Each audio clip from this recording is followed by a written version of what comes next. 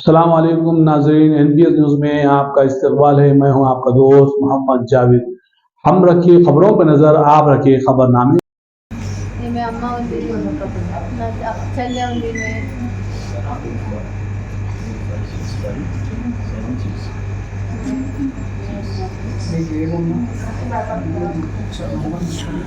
अब आप लोग BRS पार्टी की तरफ से, या तो आप लोग क्या करेंगे लोगों के वास्ते, बच्चों के वास्ते? भाई ऐसे हादसा होना बहुत दुखदायक है। तो हमारे तरफ से हम गवर्नमेंट से हम लोग भी डिमांड कर रहे हैं, जैसा कि हमारे हरीश राव भी डिमांड कर रहे हैं 15 लाख का एक्सट्रीशा के लिए गवर्नमेंट को डिमांड कर रहे हैं।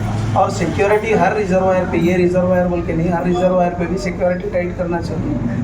बच्चे हैं, बच्चे हरकता है, हम कुछ नहीं कर सकते, तो अपना सिक्योरिटी टाइट करके रिजर्वायर्स के हर तरफ में ऐसे जो काम हो रहे लॉ एंड ऑर्डर मेंटेन करना बोल के हम गवर्नमेंट से रिक्वेस्ट कर रहे हैं। और अब तक का कोई ऑफिशियल्स भी नहीं आए। एटलीस्ट तो बच्चे का हादसा हुआ, उनके परिवार को हिम्मत देने गवर्नमेंट से ऑफिशियल्स तो भी आके उनको हिम्मत अफजा करना मैं बेसिक समझता हूँ।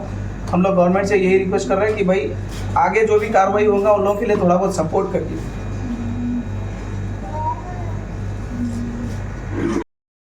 మధ్యాహ్నం కొండపోచమ్మ రిజర్వాయర్లో 5 హైదరాబాద్ యువకులు నీట మునిగి చనిపోవడం బాధాకరం।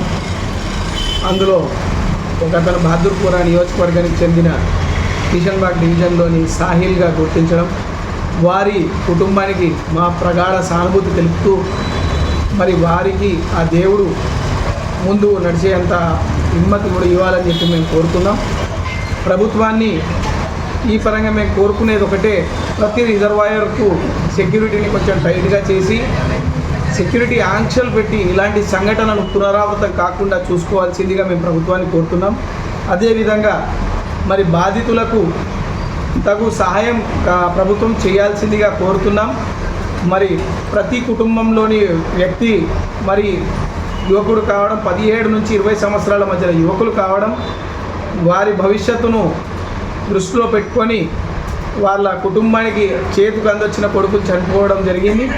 వారికి సానుభూతిగా మరి రాష్ట్ర ప్రభుత్వం ఒక్కొక్కరికి 15 లక్షల ఎక్స్గ్రేషియా ఇవ్వాల్సిందిగా మేము కోరుతున్నాం।